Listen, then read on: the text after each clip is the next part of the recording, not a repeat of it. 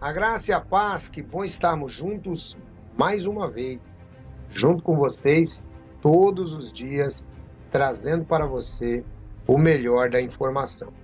Você já está inscrito no nosso canal? Ah, ancião, ainda não.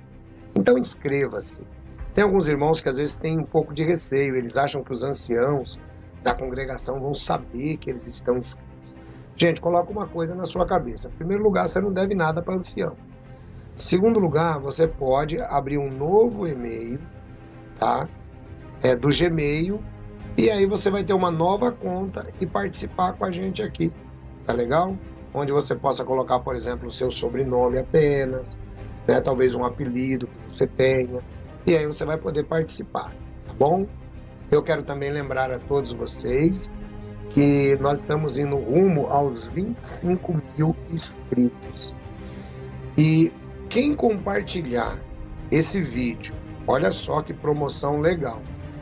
Quem compartilhar esse vídeo em grupos, com amigos e pedir para se inscrever no nosso canal, eu vou dar para vocês 3 livros históricos lá do tempo do início da igreja, onde vocês vão começar a conhecer algumas coisas. Eu tenho uma coleção completa. Eu vou começar dando os 3 primeiros, onde você vai poder começar a ler, entender, você vai verificar que essa história de Charles Taze Russell não existe, não tem nada a ver. Então vamos deixar combinado assim? Eu ajudo você e você me ajuda. Você deixa o seu like e compartilha. E aí o que eu faço, ancião, para você saber que eu compartilho? Não tem problema, você manda para mim a palavra história para o WhatsApp 19 989 905 206. E aí para os seus amigos você fala assim, olha, eu ganhei 3 livros quando eu indiquei esse canal, 3 e-books. Você quer que eu mande para você também?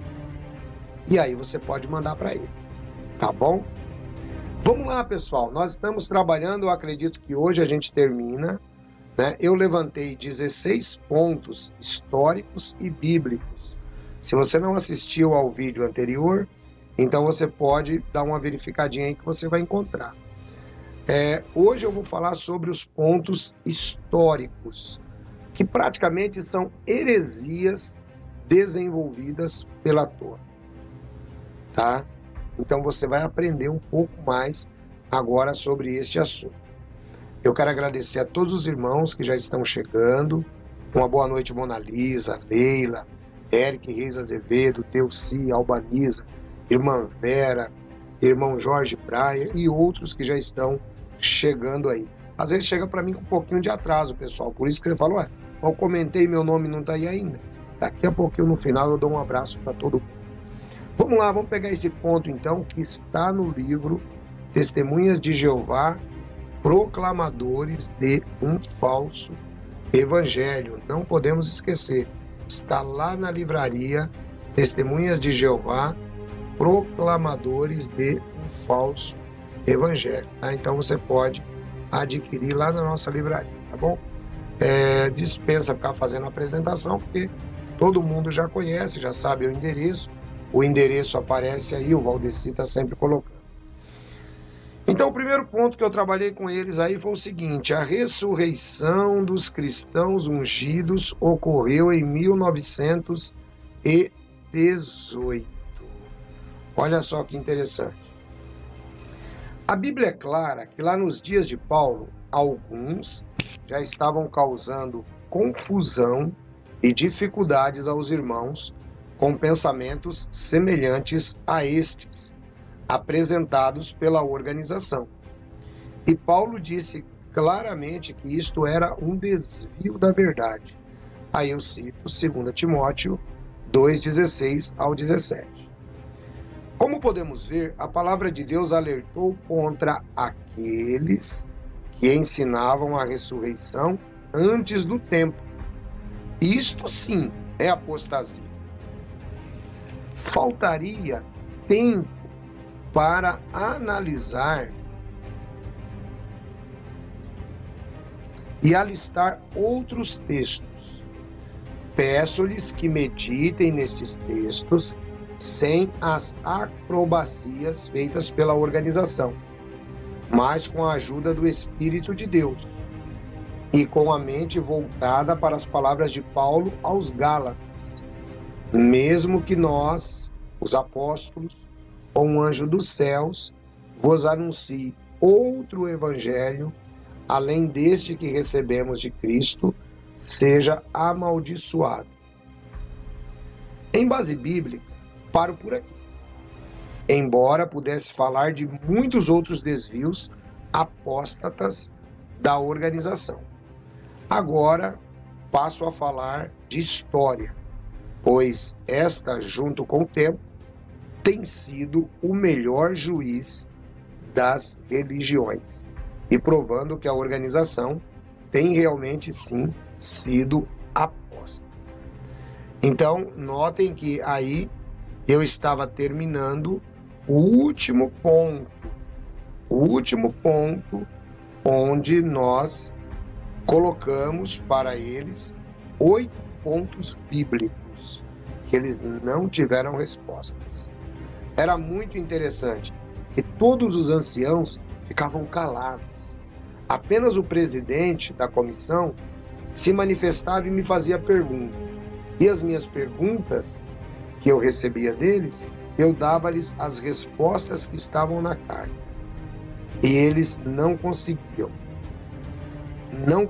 responder de maneira nenhuma. Aí eu passei a trabalhar os pontos históricos, tudo com base na revista Sentinela. Gente, e tudo isso que eu trabalhei aqui, você encontra no livro Testemunhas de Jeová, Proclamadores de um Falso Evangelho, tá? Então vamos ao primeiro ponto. A organização ensina que foi escolhida por Cristo em 1919 como a única que estava livre dos ensinos babilônicos. Porém, como pode ser visto, até 1928, ela admite que acreditava que a pirâmide de Gizé era um testemunho de Deus. Mas, conforme a revista Sentinela admite, a mesma continha símbolos demoníacos e signos de astrologia. A tabela mostrada no livro Proclamadores, olha aqui eu citando a página 161 e página 162, feita por Russell, baseou-se totalmente nesta pirâmide. Porém, a organização não é honesta ao falar dos assuntos. Simplesmente diz que esta tabela foi usada por muitos anos como base para discursos na Sentinela de 1/1/2000, na página 9. Então basta você anotar e considerar o que eu estou falando. Eles entendiam que a grande pirâmide de Gizé era a Bíblia de pedra. Era assim que eles trabalhavam. Olha só que interessante isso, né? Russell desenvolveu o chamado plano divino das épocas, ou das eras, que está aí no livro Proclamadores. Se você tem, você pode abrir na página 161 e 162 e você vai ver, baseado na grande pirâmide. Inclusive tem lá o desenho da pirâmide, pessoal. Quer dizer, só não entende isso aí quem não quer. Então, esse é o primeiro ponto histórico que eles também engoliram a seco. Não tiveram respostas. Depois, eu me detenho no segundo ponto.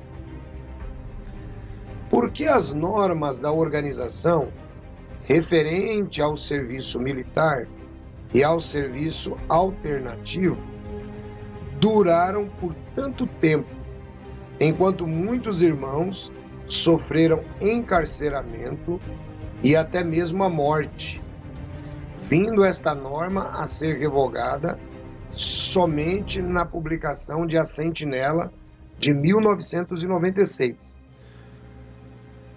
Quem é o responsável pelas mortes e injustiças causadas? Deus ou os homens em posição de autoridade? Que aqui no caso é o corpo governante. Não me digam que a organização é perfeita, mas os irmãos são imperfeitos, pois quem toma as decisões em nome da organização é o corpo governante a quem se restringe a própria organização. Para você que não está muito a par, eu recomendo o livro de Raymond France, Crise de Consciência, que pode ser comprado lá com o Cid Miranda, ou também já está na internet e alguns irmãos baixam. Você vai ver ali no capítulo Critérios Duplos, onde eles tratam essa questão do serviço militar alternativo. Depois que um monte de gente morreu, depois que um monte de gente perdeu tempo, eles vão e mudam a regra. Aí eles dizem que é Jeová que deu uma nova luz, né? As mãos do corpo governante estão manchadas de sangue, muito mais do que as mãos dos clérigos da cristandade. Porque o corpo governante, nas suas falas, o que eles falam é lei e as pessoas cumprem aquilo que eles falam. Diferentemente dos clérigos da cristandade, que ninguém obedece se não quiser. Na organização, você tem que obedecer. E eu continuei dentro desse próprio ponto. Conforme 2 Coríntios 10:5, os pensamentos dos cristãos devem ser levados ao cativeiro para obedecer a Cristo, não a homens ou uma organização.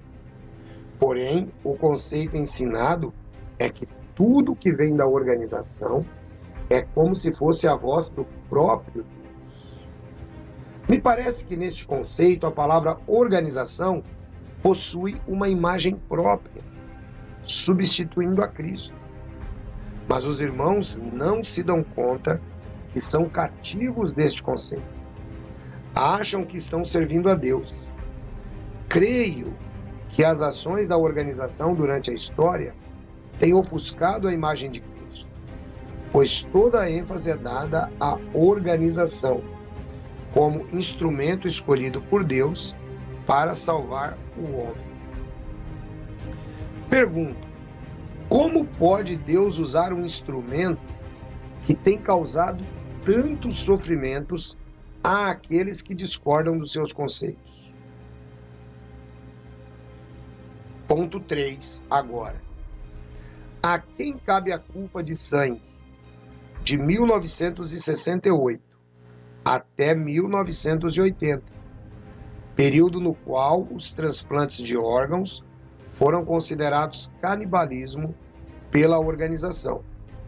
A Sentinela de 1/6 de 68, a Despertai 8/12 de 68, tinham tais normas, onde se considerava canibalismo. 12 anos depois, a Sentinela de 1/9 de 80 diz que esta é uma decisão pessoal. Então a minha pergunta é: quem foi ou quem foram os responsáveis pela morte daquela pessoa que ficou sem um rim, daquela pessoa que ficou sem um outro órgão que poderia ter sido transplantado, mas que a organização não permitia? De quem foi a culpa? Do corpo governante, que tem as suas mãos manchadas de sangue. As mãos do corpo governante estão cheias de sangue, inocentes, pelas suas doutrinas que posteriormente vão sendo consideradas como novas luzes. Ponto 4. A profecia sobre a geração de 1914. Pessoalmente, me recordo que alimentei e ensinei outros sobre isso, pois o meu tempo remonta às declarações que eram tidas como de Deus e Cristo nos livros de estudo para o público, como, por exemplo, o livro Verdade, página 95, para quem tem, pode consultar, e o livro Poderá Viver para Sempre, página 100 1954. Vejam, pessoal, que aqui a gente não tem nada de apostasia. A gente coloca a matéria, dá a fonte, e é uma obrigação de cada pessoa que é testemunha de Jeová fazer a pesquisa, não é? Parar o vídeo, pegar a revista, escutar de novo, anotar e depois ir lá ver se o que eu estou falando é mentira ou é verdade. Na revista Despertai, de 1969, a organização atribuiu a Cristo a declaração de que o fim viria antes da extinção da geração de 1914. O mesmo o fez na revista Sentinela por muitas vezes. Quando comparamos a contracapa da revista Despertai até outubro de 1995, vemos a diferença, pois o fim não era tão óbvio em relação à geração. Depois desta data, em qualquer edição de Despertai, é possível notar que uma descrença em relação à geração já se tornava evidente. Você pode comparar a revista Despertai, de 22/4 de 1969, com a revista A Sentinela, 15/1 de 1973. E aí eu faço uma pergunta: o que gerou tal mudança? Foi a chamada nova luz ou o envelhecimento da geração, a qual não pôde mais ser sustentada? Vejam que esta carta eu escrevi em 2007, quando a geração de 1914, quem nasceu em 1914, estava com 94 anos. Hoje não existe nem pó mais de quem nasceu em 1914. E nós sabemos que, segundo eles, a doutrina não era para quem nasceu, era para quem já tinha entendimento dos fatores que estavam ocorrendo durante o momento da Primeira Guerra Mundial. Então, como a doutrina faliu, eles colocaram uma nova luz. No tempo que eu escrevi, ainda não tinha a nova luz da geração sobreposta, que foi colocada posteriormente. Ponto 5. A abertura da chamada celestial desde 1935. Desde quando podem os homens, baseado nas suas interpretações humanas, estabelecer datas para Deus de abrir ou fechar esta chamada? O que gerou este novo entendimento? Foi a nova luz ou foi o fato que agora o corpo governante já não resta nele ninguém que se batizou antes de 1935? Aí eu cito a Sentinela, 1º de maio de 2007. Então isso aqui também é um detalhe muito interessante. Vocês percebem, gente? É história. Um povo que não conhece a sua história está fadado a cometer os mesmos erros. Eles diziam que só era ungido quem tinha sido batizado até 1935. Esse pessoal também morreu. Acabou. Não tem mais. Então eles tiveram que ter um novo entendimento. Abriram a chamada celestial. Disseram que houve um erro ali, né? Por quê?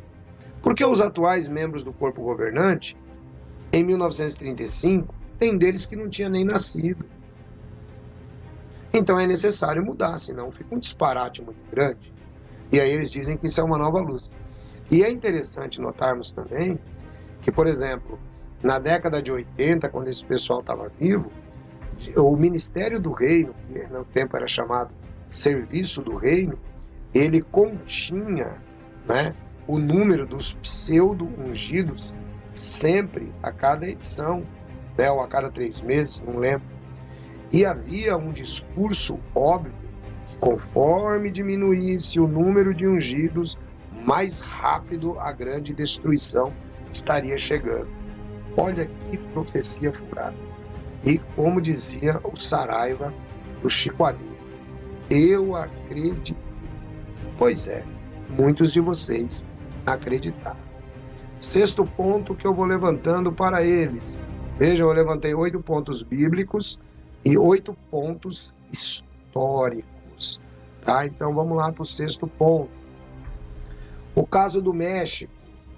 Muitos desconhecem que a organização, por mais de 4 décadas, 40 anos, sustentou no México o status de organização cultural, negando a Jeová e negando a Jesus, onde os irmãos não usavam a Bíblia de porta em porta, negavam a palavra de Deus e não cantavam ou oravam nas reuniões, negavam a adoração. Tudo isto por quê? Para não abrir mãos das propriedades que, segundo as leis mexicanas, deviam pertencer à custódia do governo. O que é isso? Você poderia ter um usufruto da propriedade, mas a propriedade não era sua. Esta era a lei que prevalecia no México, se você fosse religioso. Então, para que eles pudessem ter as propriedades, eles diziam que eles eram uma organização cultural. Negavam os cânticos, negavam a oração, negavam a Bíblia, tinham outro linguajar lá dentro do México. E aí eu pergunto, né? Tudo isso para não abrir mão das propriedades que, segundo as leis mexicanas, deviam pertencer à custódia do governo, se a organização fosse religiosa. Mas quem conhece este verdadeiro motivo? A sentinela fala desta mudança. Porém, o que ela não faz é dizer a verdade sobre a real situação. Mostra um quadro tão enganoso quanto a própria situação. Que diferença do servo de Deus, Daniel, em capítulo 6, versículo de 1 a 11 do seu livro, que não suportou ficar sem orar, pois a oração faz parte da adoração. Neste caso, essa farsa da sociedade Torre de Vigia mostrou maior valor aos bens materiais do que a sua própria adoração a Deus. E isso você pode conferir na sentinela de 1º de janeiro de 1990. Ali tem um quadro enganoso, os irmãos chorando, agora eles podiam usar a Bíblia. Não, é porque agora a lei da custódia do governo sobre propriedades religiosas havia sido revogada. Então eles tomaram conta dos seus bens materiais.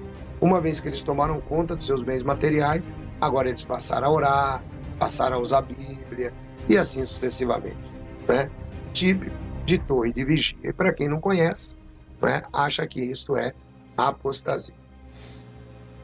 607 como data da queda de Jerusalém, né? Então aqui eu explico nesta situação que 607 simplesmente é uma data inventada, uma data para se costurar 1914, quando, na verdade, todos os documentos seculares apontam nesta data para o ano de 586 ou 587. Tá legal?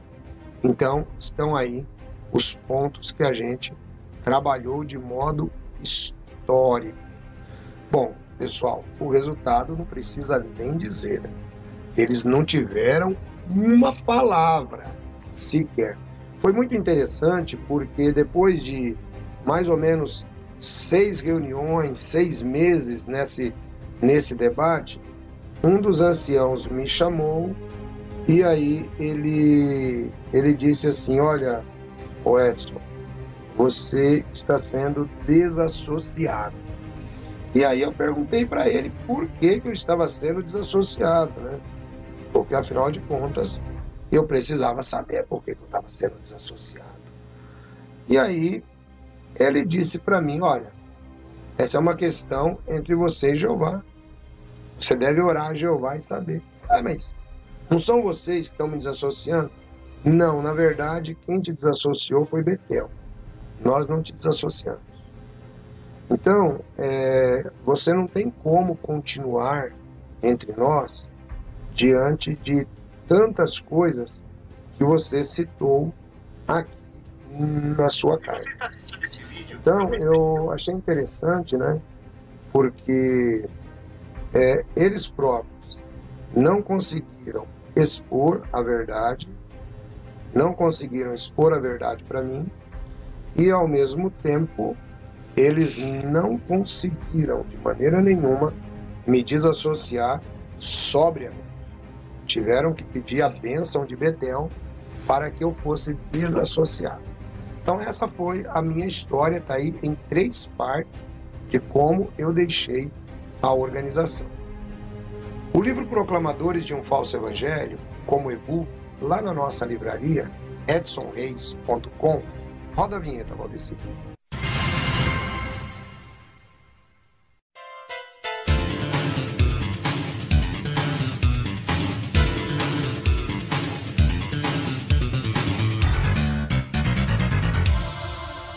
Obrigado. Você vai encontrar, então, esse livro e eu tenho certeza que você vai ler uma história. E outra, eu vou começar a considerar ele aqui, sempre na primeira parte, eu vou trazer alguns pontos, que é muito interessante, gente. Esse material é um material fantástico, que vale a pena ser reprisado, ser revisto. Eu não vou fazer uma espécie de audiobook, mas eu vou trazer o livro, vou explicando os termos, mostrando a base, para que se comprove que aquilo que nós escrevemos é realmente a verdade sobre, abre aspas, a outra verdade, se é que existem duas, não é verdade? Eu quero lembrar você da nossa associação. Sozinho você não vai chegar em lugar nenhum, tenha certeza disso. A nossa associação oferece ajuda psicológica, orientação jurídica, orientação espiritual, grupos de desintoxicação, seguro de vida. Você concorre a R$10.000 todo mês. Então, vem com a gente, tá aí o telefone da Leila, ela vai passar para uma das nossas consultoras, vai conversar com você e você vai ter um conhecimento muito maior sobre a associação, tá bom? Antes da gente partir para o próximo vídeo, deixa eu mandar um abraço aqui para o nosso pessoal, nossa irmã Nelly Furtado, Juraci Vieira, a Selma Almendra, a Rogéria Diniz, a Sulamita Sula, quem mais? A Artes Li também está com a gente, Natan Almir Cariri, a Mona Lisa, a Leila, o Eric, que eu já falei, a nossa irmã Delci, quem mais?